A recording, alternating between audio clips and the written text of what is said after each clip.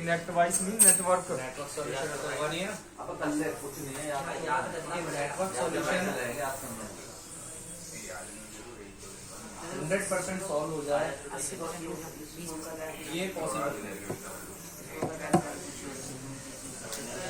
क्योंकि नेटवर्क के एरिया के अंदर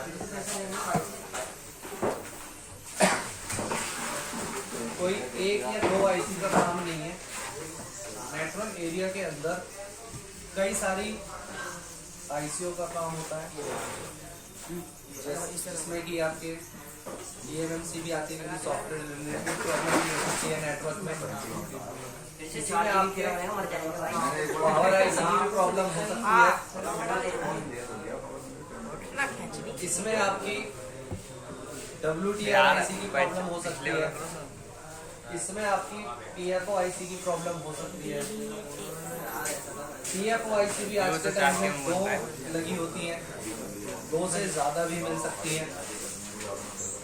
इसमें आपकी PFO के अलावा जिसे हम बैंड्स बोलते हैं उसकी प्रॉब्लम हो सकती है, तो हमें थोड़ा थोड़ा देख करके काम करना पड़ेगा। सबसे पहले की प्रॉब्लम क्या है, नेटवर्क नहीं आ रहे,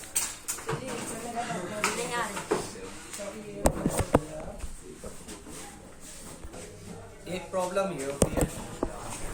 दूसरी प्रॉब्लम नेटवर्क का वीक आना। तीसरी प्रॉब्लम 4G सपोर्ट ना करना जबकि फोन 4G है। चौथी प्रॉब्लम किसी एक सिम का काम ना करना। तो ये जो प्रॉब्लमें होती हैं इन्हीं से देख करके हमारे को काम करना पड़ता है। नेटवर्क वीक आने का मतलब है कि बॉडी में जो एंटीना टिप्स लगी हुई होती हैं बैक पैनल में, वो सब बोर्ड पे और मेन बोर्ड पे जो एंटीना टिप्स लगी रहती हैं वहां पे कनेक्टिविटी ठीक से ना हो पाने के कारण, जैसा कि मेजर के फोन में कुछ दिन पहले है ना प्रॉब्लम थी, बैक पैनल चेंज करा तुम्हारा ऑन हो गई, कोई इशू तो नहीं हुआ। तो बैक पैनल पे आपके एंटीना टिप्स लगी रहती हैं। हम कई बार क्या करते हैं, फोन में फोल्डर वगैरह डालते हैं, फ्रेम डालते हैं, बॉडी डालते हैं बैटरी, तो इस कंडीशन के अंदर हमारे जो है एंटीना टिप से लगाना भूल जाते हैं, जो कि बैक पैनल पे तो और नए में नहीं है। इसकी वजह से नेटवर्क वीक की प्रॉब्लम आती है। हमने सिस्टम हटा दिया गया नहीं आता है, जिनमें बैक ग्लास में नहीं आता, लेकिन उनके अंदर रिंगर टिप्स पे रिंगर डब्बी जो होती है वहां पर एंटीना लगा, मदरबोर्ड के उस पे भी होते हैं, और मदरबोर्ड के ऊपर जो पैनल लगा रहता है एक और उस पे लगा रहता है। यही चीज समझने की बात होती है कि अगर हम एंटीना को कवरेज नहीं देंगे तो एंटीना नेटवर्क को कैच नहीं कर पाएगा, जो कि वीक आता है। इसके बाद एंटीना की जो वायर होती है जिसे हम कोएक्सिकल वायर कहते हैं, तो कोएक्सिकल वायर जिसे हम RF वायर भी कहते हैं, कई बार आप लोगों की प्रॉब्लम उस वायर से भी सॉल्व करवाई गई है। उस वायर के खराब हो जाने से भी नेटवर्क वीक आते हैं, क्योंकि कोएक्सिकल वायर जो होती है ये एक साइड से लेकर के दूसरी साइड तक सिर्फ इनविजिबल वायर में रहती है, जो कि बहुत पतली कॉपर वायर होती है अंदर की तरफ। आप सोचते हैं कि भाई इस पे जंपर मार देते हैं प्रॉब्लम सॉल्व हो जाएगी, प्रॉब्लम सॉल्व तो हो जाती है लेकिन पूरी तरह नहीं, इसमें नेटवर्क वीक की प्रॉब्लम बनी रहती है। तो 20 रुपए की या 30 रुपए की हद से हद, वैसे 10 रुपए की आती है, लेकिन 20-30 रुपए की कोएक्सिकल वायर आती है। तो जंपर वायर लगाने की बजाय आप कोएक्सिकल वायर चेंज करिए। कोएक्सिकल वायर सबने देख रखी होगी, एंटीना वायर ना एंटीना वायर बोर्ड में लगी है, उसके क्रैक हो जाने पे, उसके दब जाने पे, टूट जाने पे कई बार हम सोचते हैं चल उसी वायर पे जंपर लगा देते हैं ओके हो जाएगी, तो ऐसा नहीं होता। ठीक है ना, तो 20-30 रुपए की वो वायर ला करके, साइज में थोड़ी बड़ी भी मिल रही है कोई बात नहीं, अगर बॉडी में सेट कर सकते हो कहीं ना कहीं तो उसे कर दो, तो बड़ी ही लगा दो पर वायर ही लगाओ, ज्यादा सही रहता है। इसके बाद बारी आती है ट्रैक चेक करने की। इतना करने के बाद भी अगर नेटवर्क नहीं आते हैं तब हम चेक करते हैं जो हमारा एंटीना स्विच लगा रहता है कोएक्सियल वायर वाला, उससे कि यहाँ से हमने चेकिंग करनी है। ये जो प्रिंट था ये नीचे वाले सब बोर्ड पे आने वाली कनेक्टिविटी है, जो नीचे बोर्ड पर ये वायर जुड़ती है इस टाइप से। ये रखा वो तो वो है ही, माल पर।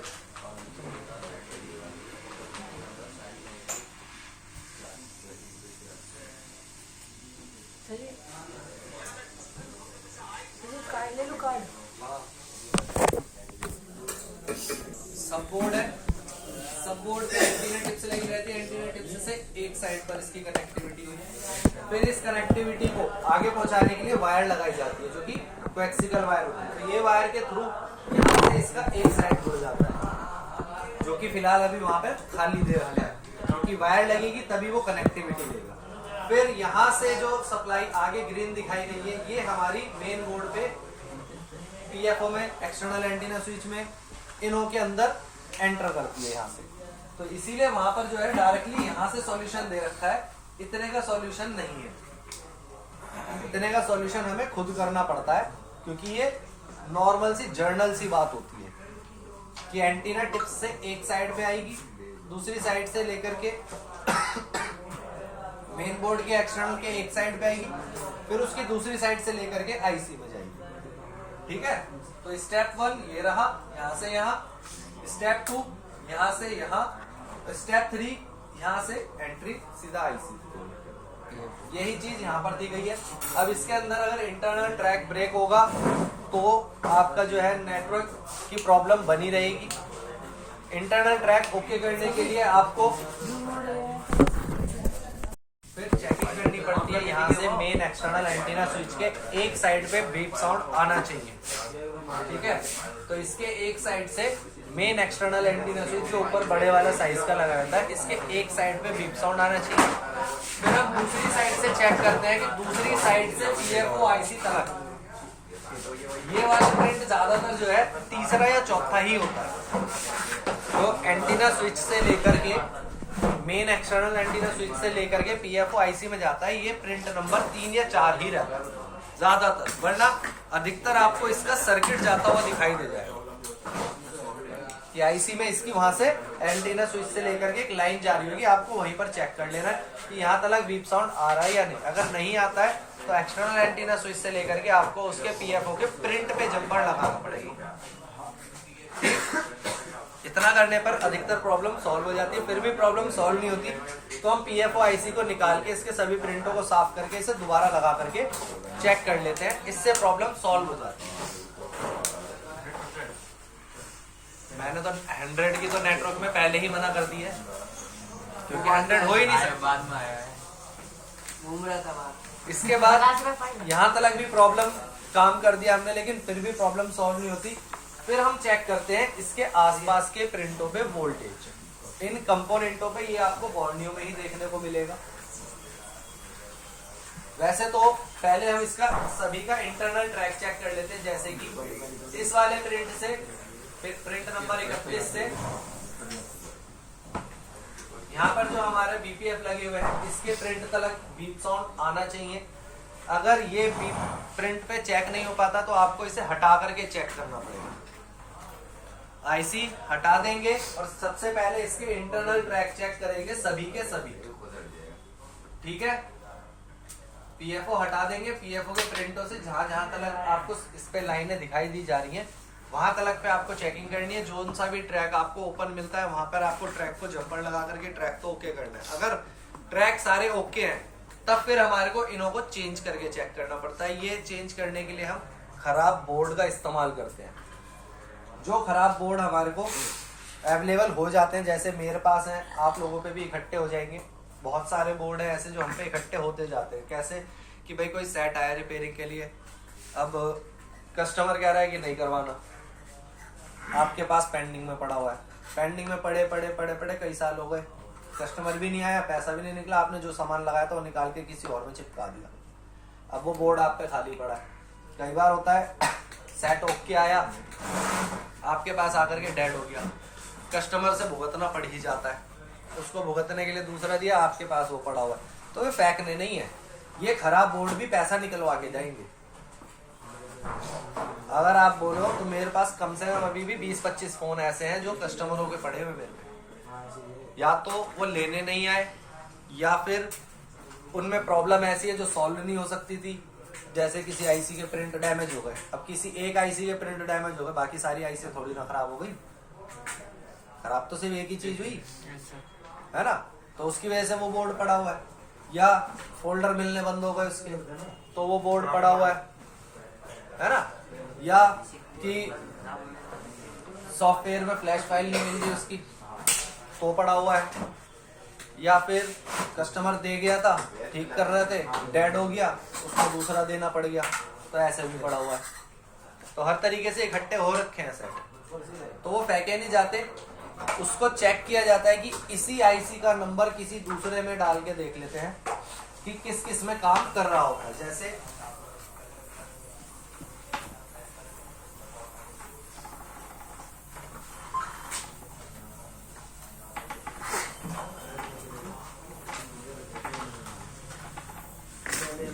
ये रही पीएफओ का नंबर, इस वाली का चेक करते हैं कि किस किस में है, ये उसमें लिखा हुआ रहता है। ये नंबर नोट करो पहले, SKY टेंशन क्यों ले रही एक फोटो पूछता था मुझे भी हो?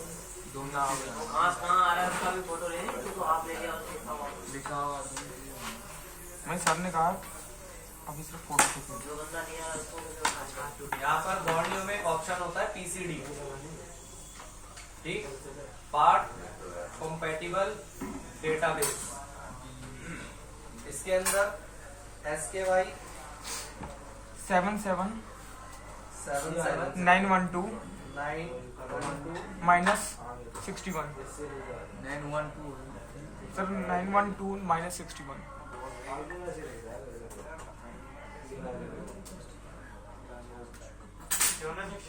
आगे वाला वीडियो सेंसर है साल को 2 मत दियो कैमरा का मत नहीं कर सर माइनस बोला था आपने स्पेस दे दिया।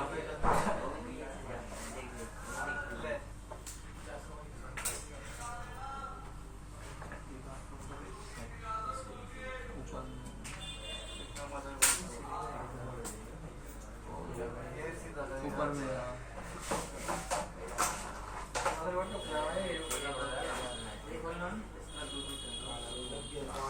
सर ये पीछे वाला हटा दीजिए।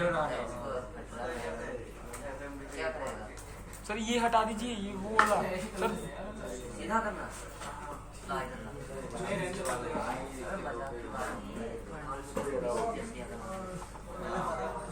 यस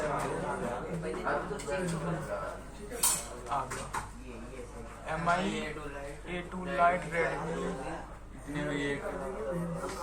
अब अगर मेरी ये PFO IC खराब पड़ी थी या मुझे डाउट हो रहा था उस पर, तो मैं इन बोर्डों में जो मेरे पास बोर्ड और पड़े हुए हैं उनमें से ये IC निकाल करके चेंज कर दूं। अब इसमें किस किस में है, यहाँ पर आप देख सकते हैं MI A2 में, जबकि मैंने Note 6 Pro का खोल रखा है, फिर Redmi 5 में 5A में 6 Pro, मैंने बात करी 6A 7 Redmi को, MI Note 4X, Note 5, Note 8 Pro, Note 8 Y3, Motorola E5 Play, Motorola One, Vivo V17 Pro जो कि अभी का लेटेस्ट में है, V17 Pro, या V21 SE, V21E, Y19, Y1S, Y20, ये इतने सारे Oppo का F17 Pro, F15, F11 Pro, यानी कि लेटेस्ट मॉडल्स भी हैं जिनमें भी, तो उनमें भी ये IC इस्तेमाल हो रही है, तो ये अपने फोन पे यूज कर लेते हैं। तो इसीलिए मैंने आपको बोला कि कभी भी वो मेहनत लगती है। नेटवर्क सेक्शन क्योंकि इजी सेक्शन नहीं होता है, नेटवर्क सेक्शन में हर एक छोटे छोटे कंपोनेंट को, हर एक छोटी आईसी को हमें ध्यान में रख करके काम करना होता है, स्टेप बाय स्टेप, ठीक है। अब यहाँ पर हमने देख लिया कि कितने कंपनियां हैं, हुआई की भी है, ओप्पो भी है, वीवो भी है, एमआई में भी है, लेनोवो में भी है, मोटोरोला में भी है, रियलमी में भी है। तो कई कंपनियों में एक ही आईसी का इस्तेमाल किया जा रहा है, तो वो हम कर सकते हैं किसी भी बोर्ड से लेकर के दूसरे तक। ठीक है,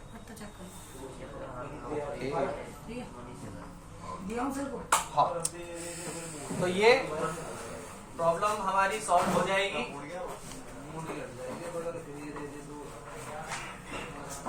ठीक है, इसके बाद जब हम इस सेक्शन को कंप्लीटली ट्रेस कर लेते हैं, आईसी को चेंज कर लेते हैं, इससे होने वाले आगे कनेक्टिविटियों को चेक कर लेते हैं, फिर भी प्रॉब्लम सॉल्व नहीं होती, तो इस टाइप के जो बीपीएफ लगे हुए हैं इनको भी चेंज करना पड़ता है। इन पे भी जो नंबर लिखे हैं आप वो पीसीडी में डालेंगे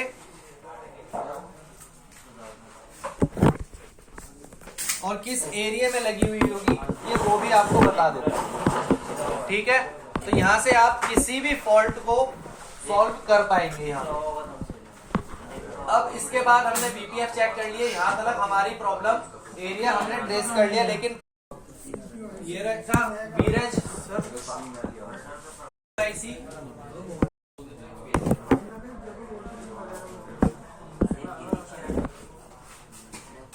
इसमें 2 ही दे रखे हैं, यहाँ से सीधा फिर पीएम पे आ जाती है बात, क्योंकि पावर आईसी ही इसको आगे सप्लाई देगी पावर के लिए। यहाँ पर आपको चारों वोल्टेज दिख जाएंगी, ये रही 1.8, 1, 1.8, 1.8, 4 वोल्टेजेस जो कि 4 प्रिंटों पे, 4 कंपोनेंटों पे देखने को मिलेगी आपको। और एक साथ 3.7 भी होते ना VPH, वो तो सर एनपीसी के पास मिलेगी ना, पीएफओ के पास एनपीसी पर, या तो वो VPH में मिलेगी या फिर आपको वो वीबैट के नाम से मिलेगी। हाँ, वीबैट होती है तो बैटरी के जितना वोल्टेज प्रॉपर उतना, और VPH होती है तो 3.7। ठीक, अगर आपको इनमें से कोई एक वोल्टेज मिस मिलती है तो सबसे पहले हम उसका ट्रैक चेक करते हैं, यानी कि आईसी आप दोनों हटानी पड़ेगी आपको,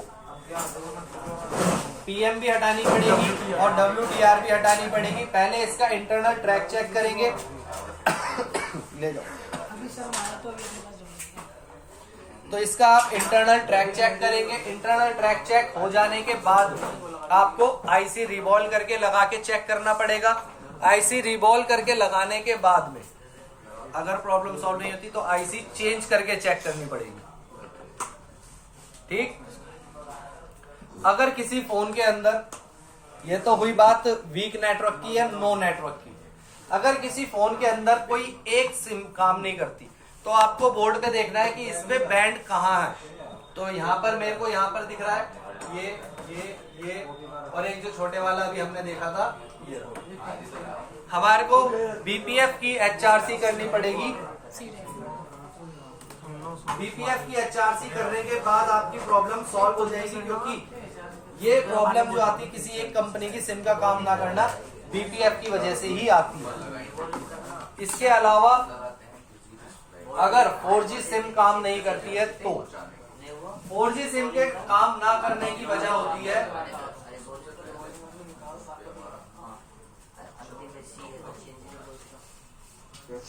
ये रही इसकी बाकी की वो वोल्टेज जो 2 वहां पर दिख रही थी 2G पे और 2 मिल रही है 4G। यहाँ पर भी 1.8 की एक वोल्टेज आ गई और बीपीएच लाइन आ गई है, देख सकते हैं ये रही। ये हमारा 4G आईसी का सेक्शन है 4G और 5G इनेबल करने के लिए। इसी के थ्रू हम 4G को एक्टिव करते हैं, इसी के थ्रू हमारे को पता चलता है कि किसी भी फोन में 4G सर्विस कहाँ से इस्तेमाल करी जा रही होगी। पहले ही बताया था मैंने, रेक्टेंगल शेप में लगी हुई आईसी नेटवर्क सेक्शन में पीएफओ 4G पीएफओ के नाम से जानी जाती है। तो ये जो सेक्शन है हमारा 4G आईसी के लिए है। 4G सर्विस बंद हो जाने पे आपको सिर्फ इसे निकाल के दोबारा लगा देना है, प्रॉब्लम सॉल्व हो जाती है। निकाल के लगाने में आपको ये ध्यान रखना है कि किसी भी प्रिंट पे ऐसा ना हो कि किसी एक प्रिंट पे शोल्डर बहुत कम हो और बाकी पे ज्यादा हो, तो कनेक्टिविटी की प्रॉब्लम बनती है। इसीलिए इसको सही करके लगाना आपको जरूरी है। चाहे तो आप इसकी रिबॉलिंग भी कर सकते हैं, स्टेंसिल किट आती है। स्टेंसिल में हर आईसी के लिए कितने परसेंटेज में खराब होता है?